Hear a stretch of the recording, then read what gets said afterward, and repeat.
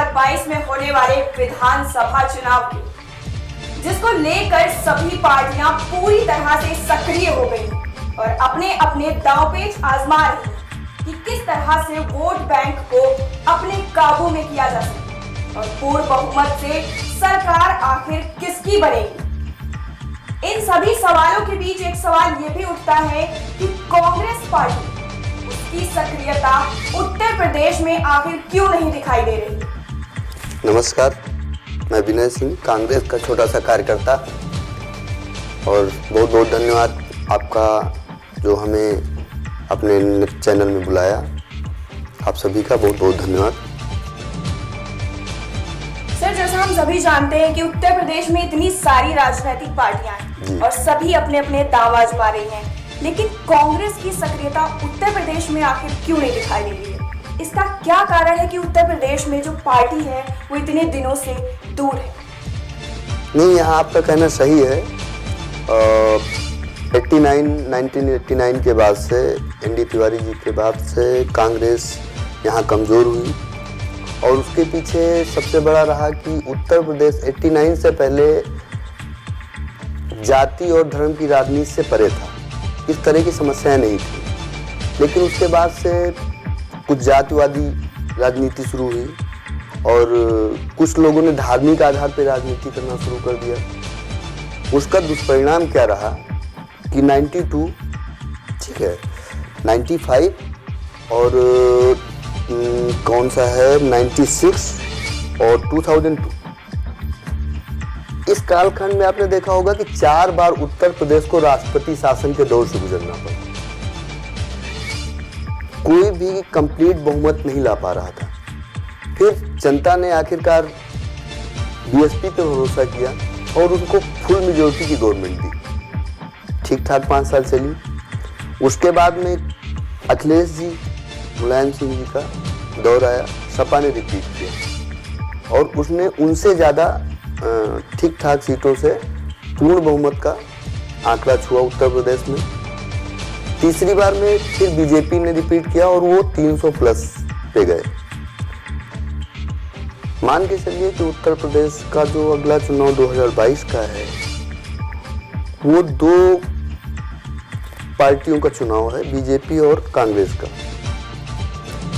सभी लोग हमारी पार्टी को अंडर एस्टिमेट कर रहे हैं, लेकिन मैं जानता हूं कि 2022 का इलेक्शन पूर्ण बहुमत के साथ कांग्रेस ही जीतेगी। बाकी लोगों को विपक्ष में ही बैठना पड़ेगा।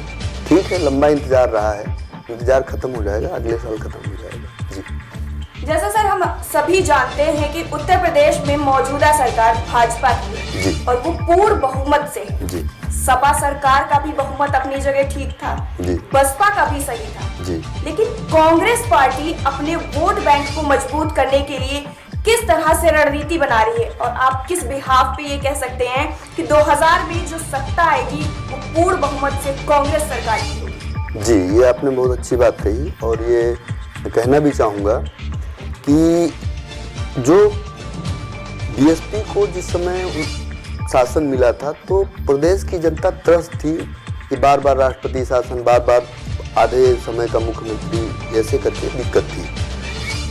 फिर उसके बाद में उन्होंने रिपीट किया। उनके मानकों पे बीएसपी खरी नहीं उतरी, जनता के मानकों पे नहीं खरी उतरी, तो उन्होंने सपा को ट्राई किया। इस बार बीजेपी को ट्राई किया। लेकिन आप जब गौर से कांग्रेस पार्टी की और इन पार्टियों के बीच में जो बेसिक अंतर है उसको अगर लेंगे, तो बसपा जातिगत आधारित राजनीति करती है। वही हाल सपा का भी है, जाति और धर्म से आधारित उनका भी है, और बीजेपी का तो पूरी तरीके से धर्म पे आधारित राजनीति है। ऐसे में कांग्रेस पार्टी ही एक ऐसी पार्टी है जो हिंदू, मुस्लिम, सिख, ईसाई सबको साथ लेके, आज तक कांग्रेस के किसी नेता ने ये नहीं कहा कि मैं ये फला राजनीति है, फला, चाहे वो अल्पसंख्यक हो, चाहे वो बहुसंख्यक हो, चाहे वो अमीर हो, चाहे गरीब हो, सब तरह के लोगों को स्वीकार्यता मिलती है कांग्रेस पार्टी, कंफर्टेबल फील करते हैं यहाँ पे। बाकी कोई व्यक्ति है किसी पार्टी में जाता है, वहाँ कंफर्टेबल नहीं फील कर रहा, कोई किसी पार्टी में ज़्यादा कंफर्टेबल नहीं फील करता, लेकिन यहाँ पे सभी लोग कंफर्टेबल हैं। आप बेसिकली जाइए, अगर गांधी नेहरू परिवार बार बार बात आती है तो उसमें मैं कहूँ कि पंडित नेहरू जी ब्राह्मण थे और इंदिरा जी के जो उसमें मुस्लिम भी हैं और क्रिश्चियन भी हैं, आपका सिख भी है। तो एक तरीके से एक खूबसूरत गुलदस्ता है जो रिप्रेजेंट करता है इंडिया को। यहाँ पे ना कोई धर्म है, ना कोई जाति है, सिर्फ है हिंदुस्तानी। और इस बिहार पे मैं कह सकता हूँ कि प्रदेश की जनता इन लोगों से ऊब चुकी है, परेशान हो चुकी है, तीनों लोगों को देख चुकी है। और अभी उसके पास यही नहीं, अगले जो जनरल इलेक्शन होंगे उसमें भी मान के चलिएगा कि पूर्ण बहुमत की सरकार कांग्रेस की दिल्ली में भी बनेगी। उत्तर प्रदेश की जनता और आम आदमी ये भली भांति जानते हैं, और यहाँ तक युवा, सबसे बड़ा मुद्दा उनका है बेरोजगारी का, जिसको सर पॉलिटिकल जो पार्टियां हैं विपक्ष की वो समझा नहीं पा रही हैं। इस बारे में क्या कहना है आपका? ये आपने बहुत सही कहा। और बेरोजगारी के बारे में बात करें तो 2018 में जो रिपोर्ट हमने देखी थी कि लगभग रजिस्टर्ड उत्तर प्रदेश में 34 लाख बेरोजगार, लेकिन लगभग 22-23 करोड़ वाली आबादी वाला ये प्रदेश इतने बेरोजगार नहीं है। इससे कितना गुना है मैं उसको नहीं बताना चाहता। हकीकत में मान लीजिए आज स्थिति वो है कि बेरोजगारी जैसे मुद्दे पे कोई बात करना ही नहीं चाहता है। बेरोजगारी ऐसी है, अभी कभी आप गांव में जाइए और उन युवाओं से पूछे जो भारी भरकम उनके माँ बाप फीस अदा करके कोई न कोई कोर्स कराते हैं और उसके बाद में वो बच्चे आ करके ठगे जाते हैं और 10-15 हज़ार रुपये की नौकरी करते हैं। और जब उनसे सोचा जाए तो सरकार को सोचना चाहिए कि आखिरकार सरकार क्या होता है, लोग कल्याण के लिए सरकार बने, इसीलिए जनता की सरकार है। लेकिन जब से ये बीजेपी की गवर्नमेंट आई है तब से उत्तर प्रदेश ही नहीं है, ये पूरे देश का मुद्दा है। यहाँ पे आप मान के चलिए कि देखिए कि किस स्थिति तक लोग चले गए हैं। अभी मैं कई बार देखा हूँ कि लोग आज भी 7-8 हज़ार रुपये की नौकरी करते हैं और किसी भी शहर में देखिए तो 2-3 हज़ार से नीचे खाली उनको रेंट पे किराए का कमरा नहीं मिलता है। अब आप सोचिए कि वो बच्चे जो अभी युवा हैं उनको देश को आगे ले जाना है, आपने तो उनकी कमर ही तोड़ दी है। कोई चीज़ें नहीं, सरकारी नौकरियों में तालाबंदी है, कुछ मतलब नहीं है उनका, जो थोड़ा बहुत दिखाया जाता है ड्रामा की है। और जो प्राइवेट सेक्टर है वो एक तरीके से गवर्नमेंट की ऐसी नीतियां हैं कि उनको टच नहीं कर सकते। वो चाहे 4 हज़ार पे नौकरी रखें चाहे 40 हज़ार पे रखें, कोई फर्क नहीं पड़ता है। बहुत बुरी दशा है लोगों की। नए लड़के हैं उनसे पूछिए कि उनका फ्यूचर कहाँ है, कितने सालों में वो जो रेंट मतलब उनके माँ बाप ने पैसा लगा करके पढ़ाया है या उन्होंने बैंक से लोन लेके पढ़ा है, उसको कितने सालों में अदा करेंगे तो आगे का सोचेंगे। गवर्नमेंट को इन सब चीज़ों से मतलब नहीं है। जो आज वर्तमान सरकार है इन लोगों से इन सब चीज़ों का कोई मतलब नहीं। इनका एक है कि सेंट्रलाइज कैपिटलाइजेशन हो जाए, आपका एक निश्चित लोगों के पास में धन हो, वो लोग इनको जब कभी जरूरत पड़े तो 10-20 लोगों को बुला, उतने से जरूरत क्या है। बाकी तो लोग हैं भेड़ बकरी हैं, कभी भी किसी से कह दो अपनी क्या है कुछ परखना हो कि हमारी लोकप्रियता कितनी बची है तो कोई भी चीज़ बोल दो पब्लिक करेगी, तो उससे पता चल जाएगा कि आप भी लोकप्रिय हैं। लेकिन हकीकत में लोकप्रियता नहीं है, लोग फ्रस्ट्रेशन में हैं, तकलीफ़ में हैं, युवा बहुत तकलीफ़ में हैं। हमारी जो बच्चियां हैं पढ़ लिख करके आज उनसे पूछे किस स्थितियां में हैं। और खैर कांग्रेस ने बहुत अच्छा किया। आप अगर इस विषय पे जाएंगी तो कांग्रेस ने सबसे पहले अभी जो मनरेगा चल रहा वो पहले नरेगा था, उसके तहत एक मिनिमम वेजेस तय कर दिया था कि गवर्नमेंट कम से कम किसी को आप नौकर रखोगे तो इतना पैसा आपको देना ही देना है। और एक रोजगार गारंटी व्यवस्था कर दी। तो गांव के लोग जो नहीं पढ़े लिखे उन तक कांग्रेस पार्टी ने इस रोजगार को पहुंचाया कि नहीं तुमको भी इतने दिन का रोजगार तुम्हें गांव में बैठ के दूंगा। और जब रोजगार नहीं होता था तो बेरोजगारी भत्ता मिलता था। जी जी जी बिल्कुल बिल्कुल। लेकिन आज की डेट में नीतियां वही हैं, उनका इम्प्लीमेंटेशन नहीं है। लेकिन अभी वो भ्रष्टाचार का केंद्र बन चुके हैं। लेकिन कुल मिलाकर के चलिए, देश की जनता, प्रदेश की जनता समझ रही है और उसको अपने अगर बेहतर भविष्य को या जाति धर्म से हटना होगा, अगर विकास पे आना है तो जाति धर्म की राजनीति से हटना पड़ेगा और कांग्रेस का साथ दीजिए, यही होगा। और सब देंगे साथ, इसमें कोई दो राय नहीं। कोई भी सवर्ण, नीचे ऊपर, गरीब अमीर, धर्म जाति, ये नहीं चलेगा। अब सबने देखा था ना, मैंने पहले शुरुआत में जब मैं बैठा था तो एक वर्ड दिया था कि 89 जब तक रहा, 89 से पहले प्रदेश या देश में धर्म और जाति की राजनीति नहीं रही। मुद्दे हुआ करते थे, बेरोजगारी होता था, भ्रष्टाचार होता था, ये सब मुद्दे होते थे। लेकिन आज की डेट में सब बदल गया है। अभी न भ्रष्टाचार मुद्दा है, न कोई मुद्दा है। मेन मुद्दा है कि कम से कम शाम को खाना मिलेगा बच्चों को, जो पढ़ लिख करके नौकरी करने नहीं मिलेगा, ये है। तो कांग्रेस पार्टी ने हर समय काम किया और अभी भी कर रही है। मौका मिलेगा।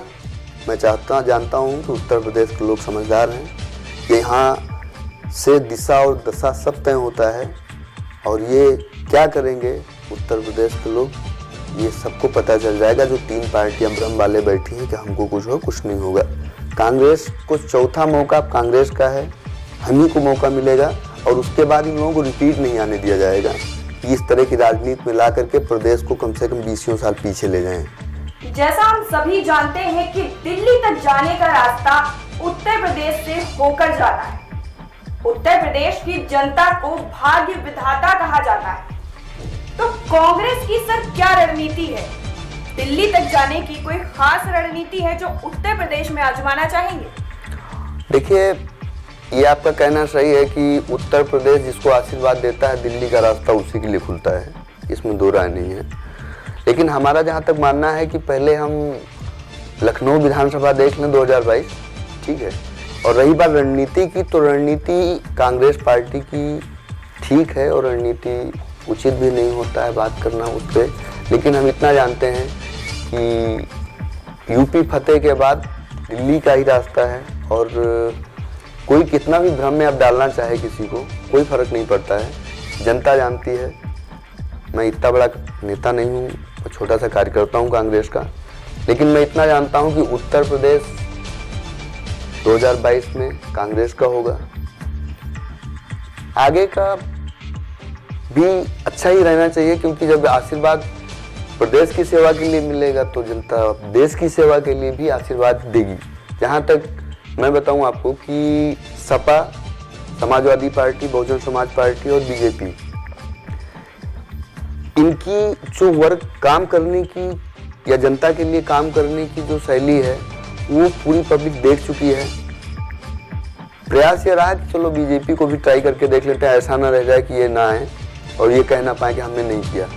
लेकिन जब से मैंने देखा है कि जब से ये प्रदेश सरकार का ये सब चल रहा है तो हमेशा इतनी बड़ी चीज़ को इतना बड़ा दिखाया जाता है। मैं आपको एक छोटी सी बात बताऊं, आज की डेट में मीडिया का रोल इतना उचित नहीं लगता, मीडिया पे कमेंट नहीं करना चाहिए हमको, बट आज कभी पेपर पे देखिएगा, उत्तर प्रदेश का कोई पेपर उठाइए तो बीजेपी का छोटा सा भी कार्यक्रम बड़े पेज पे दिखाया जाएगा, समाजवादी पार्टी का भी ठीक ठाक दिखाया जाएगा, बीएसपी का भी कार्यक्रम कुछ होता है तो ठीक ठाक दिखाया जाएगा, और हमारे कार्यकर्ता अगर लाठी भी खाते हैं तो इतना बड़ा कॉलम छाप करके दिखाया जाता है। और उसके पीछे जानते हैं हम क्या है, वो डर है, क्योंकि उनको पता है कि कांग्रेस में ही ताकत है, प्रदेश की जनता भी जानती है और जो विपक्षी मुख्य पार्टी इस समय प्रदेश में है बीजेपी, वो भी जानती है कि अगर हमको कोई हरा सकता है तो सिर्फ कांग्रेस है, कांग्रेस के अलावा बीजेपी को कोई हरा ही नहीं सकता। ये मैं दावे के साथ कह सकता हूँ। क्षेत्रीय पार्टियों में तो कभी कोई दम नहीं रही, वो खाली फौरी तौर पे हो जाता है कि वो धर्म को लेकर के, जाति को लेकर के थोड़ा बहुत कभी हो जाता है।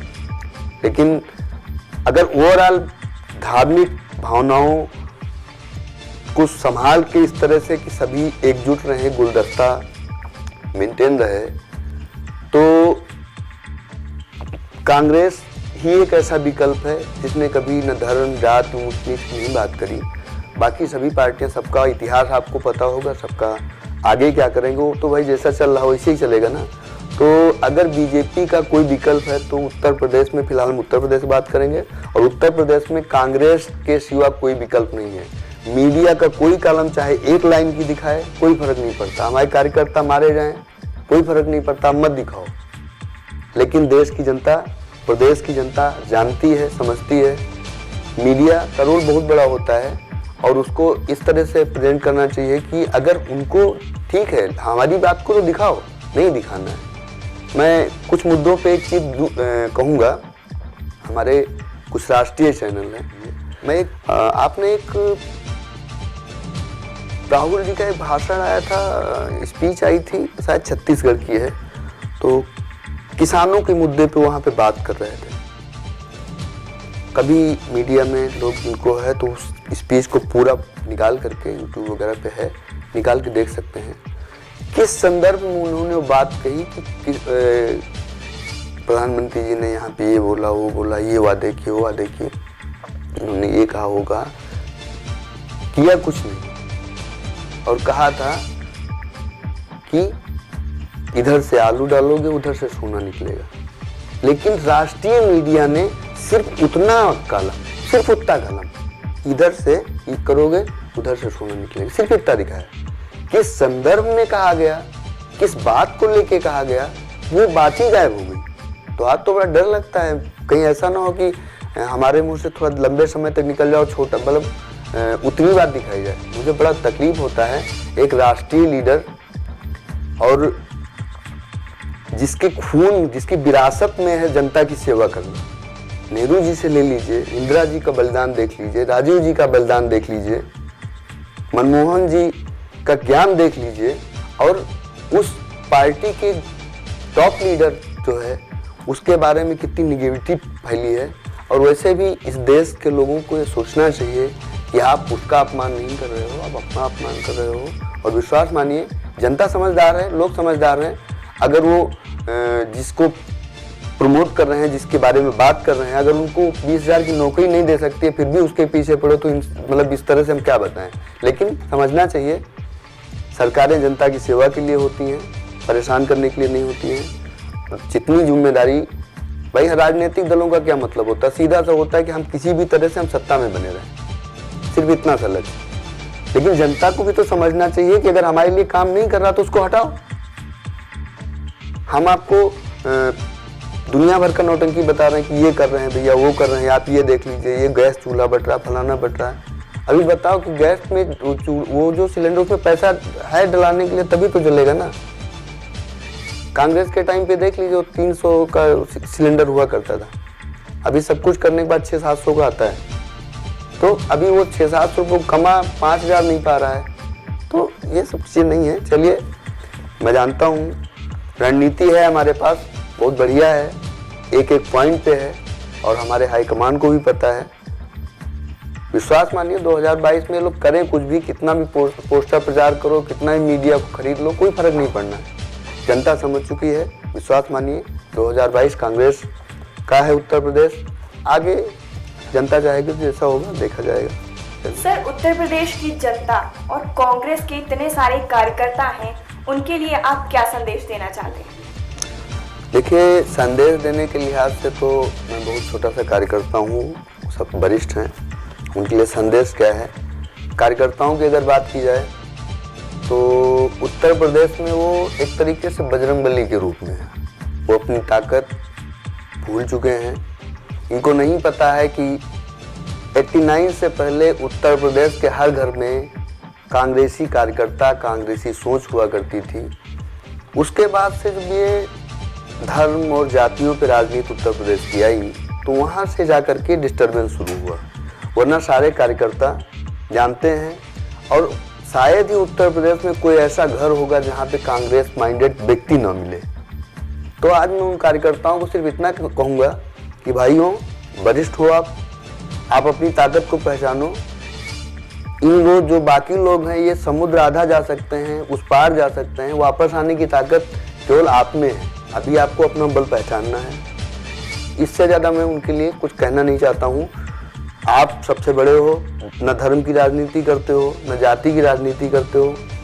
आप हमेशा देश और समाज का भला चाहते हो, प्रदेश का भला चाहते हो, जहाँ पे शिक्षा हो, शिक्षा अच्छी हो, बेरोजगारी, मैं ये तो नहीं कह सकता कि बेरोजगारी नहीं रहेगी, लेकिन न्यूनतम लेवल पे लाने का जो बेरोजगारी को है वो कांग्रेस में ही मांगा है, जो आप करके नरेगा और मनरेगा से दिखा भी चुके हो। रही बात, आपके अंदर हर वो कला है, हर वो गुण है जो आप प्रदेश को, देश को बेहतरी की तरफ ले जा सकते हो, लेकिन आपको टेंशन लेने का जरूरत नहीं है। सोशल मीडिया पे कैसे कैसे क्या लोग कमेंट करते हैं, उनको भी अपने बारे में सोचना चाहिए कि वास्तव में वो प्रदेश का भला चाहते हैं या किसी पार्टी विशेष का भला चाहते हैं। मैं कांग्रेस के साथियों से मैं यही निवेदन करूंगा, अनुरोध करूंगा कि आप में वो सब ताकत मौजूद है जो प्रदेश के भले के लिए ज़रूरत है। और रही बात उत्तर प्रदेश के लोगों की, तो उनके लिए मैं यही कहूँगा, खासकर युवा साथियों से, अपने बच्चों से, भाइयों से और बुजुर्गों से, कि समाज को बांटने वाले लोग हैं उनसे दूरी बनाइए, प्रदेश के भले की ओर चलिए। इसको उत्तम सर्वोत्तम प्रदेश की तरफ जाना है अगर, तो कांग्रेस के साथ जुड़िए, कांग्रेस की नीतियों का समर्थन करिए और अनावश्यक ये सोशल मीडिया और इस तरह के लोगों से बचने का प्रयास करिए। सभ्य भाषा का इस्तेमाल करिए और किसी तरीके से 100 बातों की एक बात हमें ये समझ में आती है कि अगर वास्तव में प्रदेश का भला करना है तो कांग्रेस को वापस ही लाना होगा आप लोगों को। तो साथियों, दूसरी चीज़ मैं आपके चैनल के माध्यम से एक चीज़ और कहना चाहूँगा कि जब आपने मुझे बुला ही लिया है तो मैं इतना चाहता हूँ कि एक थोड़ा सा 2-4 हफ्ते का हमको समय दे दीजिए, ताकि नेहरू जी से लेकर के जिस क्रम में प्रधानमंत्री रहे हैं और जो देश के लिए काम किए हैं, देश की उन्नति के लिए काम किए हैं, इंदिरा जी, राजीव जी या हमारे लाल बहादुर शास्त्री जी या पीवी नरसिम्हा राव जी या मनमोहन सिंह जी, मैं एक क्रम में जनता को बताना चाहता हूं। अगर आपके चैनल के माध्यम से हो सके तो ये ज़रूर बात करिएगा, ताकि मैं शुरू करूंगा नेहरू जी से और मनमोहन सिंह की नीतियों तक ला करके ये दिखाना चाहता हूँ प्रदेश के लोगों को, देश के लोगों को, कि वास्तव में कांग्रेस ही ऐसी है जिसने न कभी जन्म न जाति, इन सब चीज़ों की बात नहीं कही। मुद्दे बहुत हैं। मैं आपको एक छोटी सी बात बताऊँ, कई बार मैंने एक फेस करने का कोशिश किया, मैं सोच रहा था कि ऐसा क्या बोला जाए। जब कभी आता है तो कांग्रेस की अच्छाइयों को किनारे कर दिया जाता है और एक मुद्दा कभी कभी कहा जाता है, मैं संसद में भी लोग बोलते हैं, मैं तो छोटा कार्यकर्ता हूँ, सुनता रहता हूँ कि कभी कभी लोग इमरजेंसी को कांग्रेस का वो बता देते हैं कि ये इमरजेंसी जो कांग्रेस, अरे अभी आपने देखा यहाँ पर नोटबंदी हुआ, उससे बड़ा इमरजेंसी रहेगा क्या? पूरा प्रदेश, पूरा देश त्राहिमाम कर रहा था, लोग अपने पैसे के लिए तरस रहे थे। पता नहीं कितने लोगों के काला धन, अगर रजाई वजाई में कहीं औरतों की आदत होती है, महिलाओं की, कि वो कुछ छुपा के पैसे इधर रख देती हैं। और कभी एक मेरे मित्र थे, तो अभी 2 साल पहले मिले, बोले यार 5000 रुपये मिल गया, मम्मी वो रजाई निकाल रही थी। तो हमने कहा भाई वो काला धन है, उनसे बताओ रजाई नहीं रखना चाहिए था। ठीक है, तो क्या कर सकते हैं, वो भी कहीं काला रहा होगा, बेचारी गलती से अंदर रख दिया होगा। दूसरी इमरजेंसी मैं आपको बताता हूँ, अभी आपने देखा होगा लॉकडाउन आया, लॉकडाउन में आपने देखा होगा कि वो इमरजेंसी क्या थी, वो क्या समय रहा होगा, किस लिए किया गया होगा, वो एक अलग विषय। अभी आपने जानबूझ करके लगभग 2-3 महीने के लिए सब पूरे हिंदुस्तान को ही इमरजेंसी में तब्दील कर दिया।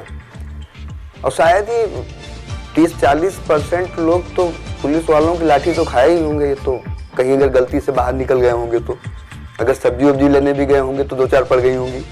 तो इससे ज़्यादा इमरजेंसी क्या बताएं। बाकी समझदार जनता है और उसको समझना है कि इन सब व्यवस्थाओं से हटिए। और आपके चैनल को बहुत बहुत धन्यवाद जो हमको आप यहाँ बुलाए। और मैं चाहूँगा कि थोड़े से अपनी बातों को रखने के लिए थोड़ा सा हमें समय दीजिएगा, और इसके लिए आपका बहुत धन्यवाद कि हम जैसे छोटे कार्यकर्ता को भी आपने महत्व दिया और हमें अपनी बातें रखने का अवसर दिया। इसके लिए बहुत बहुत धन्यवाद आपका। आज हमने बात करी कांग्रेस के नेता विनय सिंह जी से, जिन्होंने अपने विचार और कांग्रेस की रणनीति हमारे समक्ष रखी और हमारी जनता को बताया कि क्या कुछ बदलाव जनता जो भाग्य विधाता होती है उसकी सोच पर निर्भर करता है। ये देखना दिलचस्प होगा, क्योंकि ये सिलसिला यही थमने वाला नहीं है। सभी चीजों को जानने के लिए जुड़े रहिए हमारे साथ और देखते रहिए खबरों की दुनिया।